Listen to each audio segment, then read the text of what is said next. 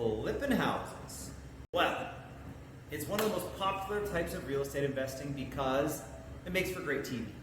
You take an ugly house, you make it into a pretty house, you have a grand reveal, you sell it, you make money pretty quick. In theory, that sounds pretty good. Okay, there's another type of flipping out there. There is buying a property pre-construction, letting the developer build it, and then selling it before or at closing. Both of those count as flipping. In today's market, flipping has gotten a little bit different.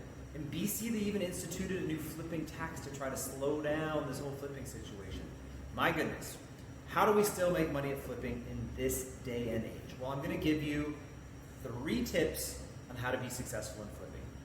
Tip number 1, be smart about the purchase price.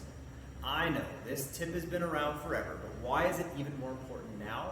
Because now, with a hot market, you may be in a bidding war for the property you're buying. You might be in that multiple offer situation. You might be tempted to bid higher and higher and higher just to get a property. And I'm telling you, be careful. Know your numbers, and it's almost like gambling, as they say, know your limit, play within it. Before you even write an offer, before you even put your pen to that paper or your finger to the digital DocuSign, set a line of the maximum price you can purchase for that property, and for goodness sakes, mentally lock in, and whatever happens, no matter how many bids there are, no matter how excited the realtor might be, know your line, don't go over it. Don't do it. Don't do it. Tip number 2, if you're doing a construction flip, control your costs. Of course, that sounds like a no-brainer. But what does that mean in practical terms? Well, it means that right now, with how variable the market is, there's a wide range of available contractors, prices for materials, etc., etc.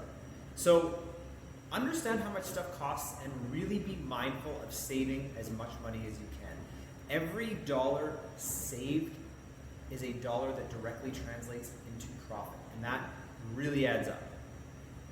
The 3rd tip that I'm going to give you, and this is extra super important in today's market because interest rates are high, is be very, very conservative with your financing, with your borrowing.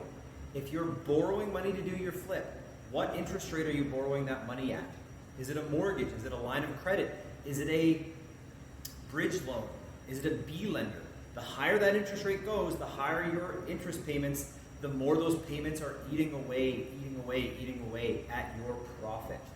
And if you go over time, if you have a delay in construction, you have a delay in sale, it takes longer to close. Every month counts, so have a strategy together for financing the cost of your flip.